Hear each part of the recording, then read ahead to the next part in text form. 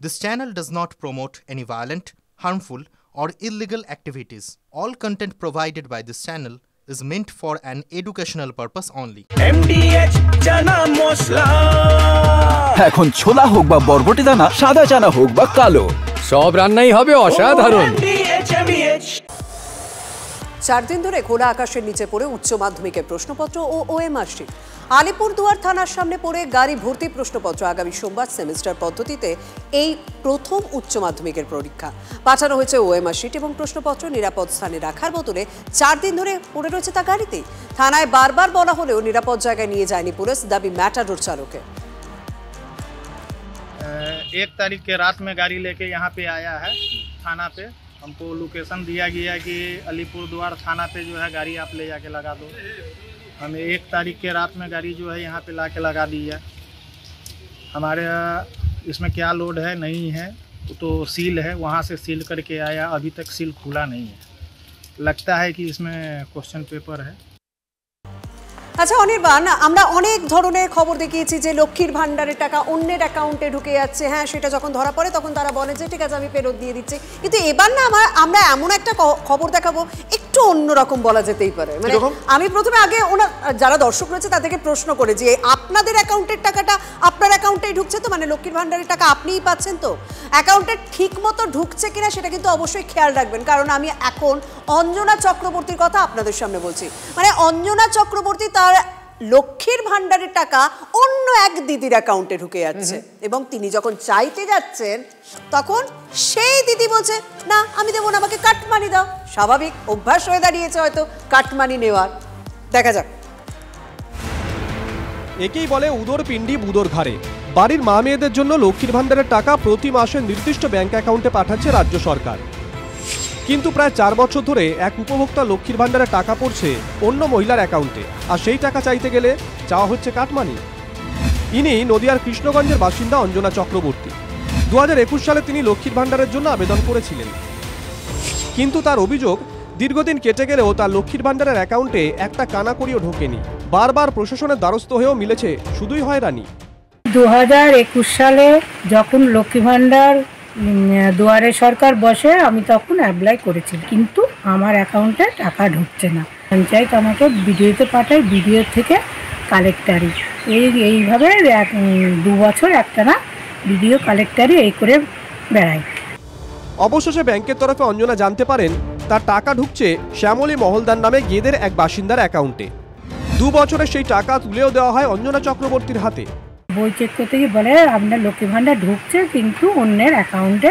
Bank manager বলেন এই অ্যাকাউন্টটা হচ্ছে শ্যামলী মহলদারের, উনি জয়েন্ট অ্যাকাউন্টে আপনার টাকাটা ঢুকছে। ম্যানেজার ওকে ডেকে আমার 21,500 টাকা উনি আমাকে তুলে দেন। কিন্তু তারপরও সমস্যার সমাধান হয়নি। অভিযোগ এখন অ্যাকাউন্টে ঢোকা টাকা ফেরত চাইলে কাটমানি চাইছেন ওই মহিলা। শ্যামলী মহলদার বলেন ওই টাকা যদি যা হবে আমাকে হাফ টাকা দিতে হবে। আচ্ছা, আপনার টাকাটা ওদের জয়েন্ট অ্যাকাউন্টে ঢুকছে কেন? ওই তৃণমূলের লোক বলে। আর আপনাকে যে হাফ টাকা চাচ্ছে কেন? কাটমানি চাই, বুঝতে পারছেন না? আর যার অ্যাকাউন্টে টাকাটা ঢুকছে তিনি কি বলছেন? একদিনকে বলিছে টাকা তুলে দিয়ে যেতে, তা আমি হাতে বাড়ি ছিলাম না। তারপরে আসবো এসে আবার উনি বললো যে তাহলে উনি ওই সে মহিলার ফোন করেছে। তারপরে যে যাবো তুলতে, সে তো ফোন করবে তারপরে তো আমি যাবো, তারপর থেকে ফোন করিনি। উপভোক্তার ভোগান্তি নিয়ে বিজেপি তৃণমূলকেই দুষছে। কালচার তৃণমূলের নেতারা দেখুন, এই যে পরিযায়ী শ্রমিকদের যে ব্যাপারটা বলছে না, এটাও দেখবেন তৃণমূল নেতাদের বউ ছেলে মেয়ে সবাই পরিযায়ী শ্রমিক হয়ে গেছে, অরিজিনাল কেউ পাবে না। লক্ষ্মীর ভান্ডারও তাই, ম্যাক্সিমাম দেখেন ঘরে যারা পাওয়ার যোগ্য তারা পাচ্ছে না, তৃণমূল নেতাদের বউয়ের অ্যাকাউন্টে 3-4টে করে ঢুকে যাচ্ছে। যখন এগুলো হয়, ওইগুলো যারা এন্ট্রি করেছে ওই সময় হয়তো কোনো ভুল হতে পারে বা অ্যাকাউন্টের কোনো সমস্যা হয়তো ছিল ওই সময়, এরকম একটা কিছু হতে পারে। যদিও দ্রুত সমাধানের আশ্বাস দিয়েছেন বিডিও। এটা আমাদের নজরে আসার সঙ্গে সঙ্গে এটা আমরা রেকটিফাই করার জন্য পাঠিয়েছি, কিন্তু এটা এখনো পর্যন্ত ডিস্ট্রিক্ট থেকে ঠিক করা হয়নি। ওটা আমরা পারসিউ করছি, ওটা ঠিক করিয়ে ওনার অ্যাকাউন্ট যাতে যায় সেটা করা হচ্ছে। লক্ষ্মীর ভান্ডারের নাম নথিভুক্ত করার জন্য মহিলারা তাদের আধার কার্ড, ব্যাংকের পাসবই সহ একাধিক নথি জমা দেন। সূত্রের খবর সেই ফর্ম ফিল আপের সময় তথ্যে গরমিল করা হয়ে থাকতে পারে। তাহলে কি সরকারি দপ্তরে ঘুঘুর বাসা? মহাদেব কুণ্ডুর রিপোর্ট, TV9 বাংলা। কথায় বলে दाने दाने में लिखा है खाने वाले का नाम। এখন সত্যি যার নাম লেখা আছে তার কাছেই দানা পৌঁছচ্ছে তো? আরে সরকারি হাসপাতালে খাবারের দানার কথা বলছি, সত্যি সত্যি খানেওয়ালার কাছে দানা যাচ্ছে কিনা দেখবার জন্য এবার সরাসরি হাসপাতালেই হানা দিলেন বাঁকুড়ার বিজেপি বিধায়ক নীলাদ্রি শেখর দানা। হাসপাতালের কর্মীদের উপর সে কি রণংদেহী মেজাজ। তৃণমূল বলছে রাজনীতি করছেন নীলাদ্রি শেখর, আর বিধায়ককে এখতিয়ারের পাঠ পড়িয়েছেন হাসপাতালের সুপার।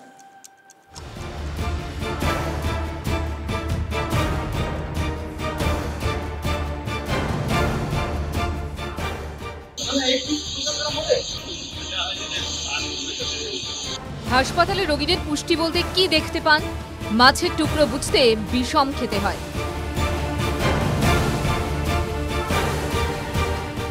ডাল নয়, যেন হলুদ গোলা জল। সরকারি হাসপাতালের খাবার নিয়ে এমন অভিযোগ তো আকছাদ। বাঁকুড়া মেডিকেল কলেজের হাসপাতালও সেই দলে। মাস কয়েক আগে ঝাড়গ্রাম মেডিকেল কলেজে গিয়ে রোগীদের খাবার নিয়ে বিস্তর প্রশ্ন তুলেছিলেন খোদ রাজ্যের মন্ত্রী বীরবাহা হাঁসদা। আর এবার বাঁকুড়া মেডিকেল কলেজের রান্নাঘরে হানা দিয়ে খাবারের মান নিয়ে ক্ষোভ উগরে দিলেন বিজেপি বিধায়ক। সেই ভিডিওই এখন ভাইরাল সোশ্যাল মিডিয়ায়।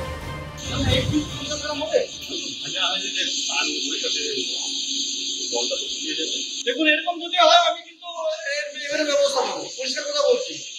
আমি এনে 3 দিন আপনাদের ওয়ার্নিং লিখে দেব। উন্নতি কিন্তু আপনাদের হচ্ছে ডাল ভাগে পায় না তো সমুদ্র জল হয়ে গেছে। আপনার মেডিকেলটাকে শেষ করে দিয়েছেন, আপনারা সবাই মিলে শেষ করে দিচ্ছেন। যদিও বিজেপি বিধায়কের এই তৎপরতাকে নাটক হিসেবেই দেখছে তৃণমূল। ভোট আসছে, রাজনীতি করছে আমরা জানি, 21 সালে নির্বাচনে জয়ের পরে বাড়ি থেকে বেরোননি, এলাকার উন্নয়নের কথা ভাবনা চিন্তার মধ্যেও তার আসেনি। সেই জায়গায় আজকে রাজনীতি করতে চলে গেছেন 26-এর সামনে নির্বাচন। স্বাস্থ্য দপ্তর সূত্রে খবর, খাবার দেওয়ার জন্য প্রতিদিন বরাদ্দ প্রায় 52 টাকা। হাসপাতাল সূত্রে জানা গিয়েছে রোগীদের সকালে দেওয়া হয় দুধ, ডিম সেদ্ধ, কলা, পাউরুটি। দুপুরে থাকে ভাত, ডাল, সবজির সঙ্গে মাছ বা মাংস। রাতে রুটি বা ভাত, ডাল, সবজি ও দুধ। খাবারের মান নিয়ে যখন প্রশ্ন উঠছে তখন পাল্টা বিজেপি বিধায়কের লক্ষণ রেখা মনে করিয়ে দিয়েছেন সুপার। আমার জানা উচিত আমার কতটা ক্ষমতা উচিত ছিল। যদি কোনো রকম কোনো প্রবলেম হয়ে থাকে পরিষেবা দেওয়ার ক্ষেত্রে, অনেক সময় আমাদের প্রবলেম আমরা ফেস করি, ঠিক কথাই। নানা রকমের কমপ্লেন থাকে, পেশেন্ট পার্টির থাকে, পেশেন্টের থাকে, সেগুলোকে অ্যাড্রেস করা বা সেগুলোকে জানানোর কর্তৃপক্ষকে তার একটা নিয়ম আছে। এরকমভাবে কেউ যদি আমাদের কিচেনের মধ্যে without the permission of the authority ঢুকে যায়, তা কিন্তু ঠিক না। যাদের বেসরকারি হাসপাতালে যাওয়ার সামর্থ্য নেই তাদের তো ভরসা সরকারি হাসপাতাল।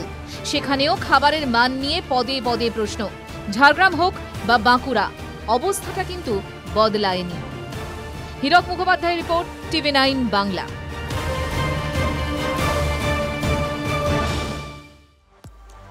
নেতায় নেতায় যুদ্ধ হয়, উলুখাগড়াও কম যায় নাকি? শিলিগুড়িতে গৌতম দেবের বাড়িতে হঠাৎ হাজির সদ্য অপসারিত মেয়র পরিষদের দলবল। বর্ধমানে আবার দলের বিধায়ককে বিলো দ্য বেল্ট আক্রমণ তৃণমূল নেতার। এগুলো তো নেতার যুদ্ধ দেখলাম।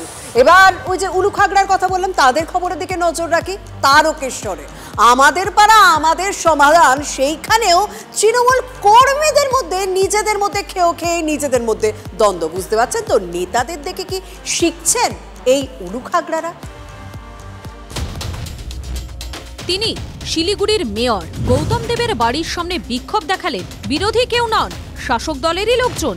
তাঁরা সদ্য অপসারিত মেয়র পরিষদ শ্রাবণী দত্তর অনুগামী। মত্ত অবস্থায় গন্ডগোলে জড়িয়ে মেয়র পরিষদের পদ হারিয়েছেন শ্রাবণী। সেই ক্ষোভে শ্রাবণীর দলবল বিক্ষোভ দেখালেন গৌতম দেবের বাড়িতে।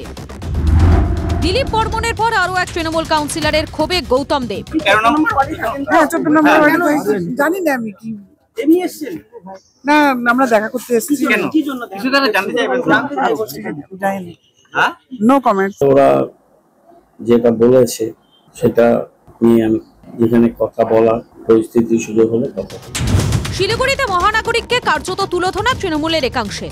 আর বর্ধমান, সেখানে এলাকার দাপুটে তৃণমূল বিধায়ক খোকন দাসকে যে ভাষায় আক্রমণ করলো তা বিরোধী দলও লজ্জা পাবে।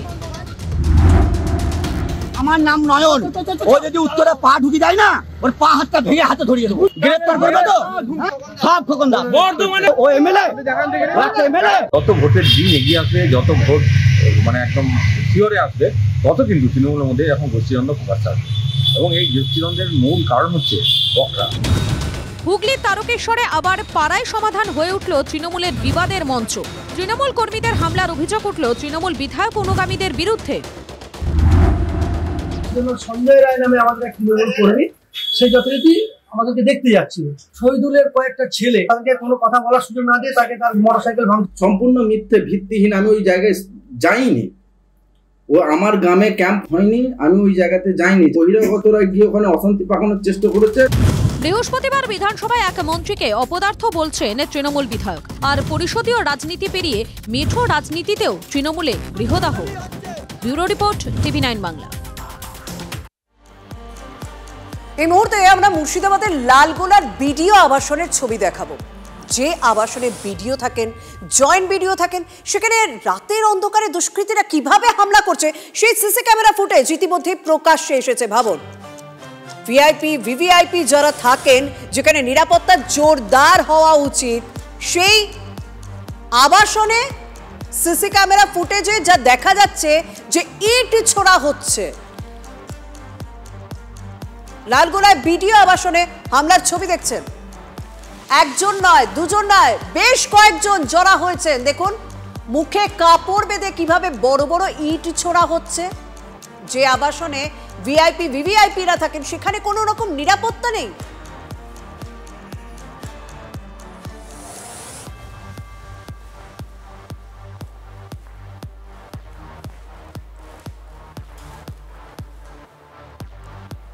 বাহ, এবার হয়েছে স্বাদ। হ্যাঁ, অপূর্ব স্বাদ। এমডিএচ এর চাঙ্কি চাট মশলা, জীবনে আসল স্বাদ জাগলো। আসল মশলা, এমডিএচ।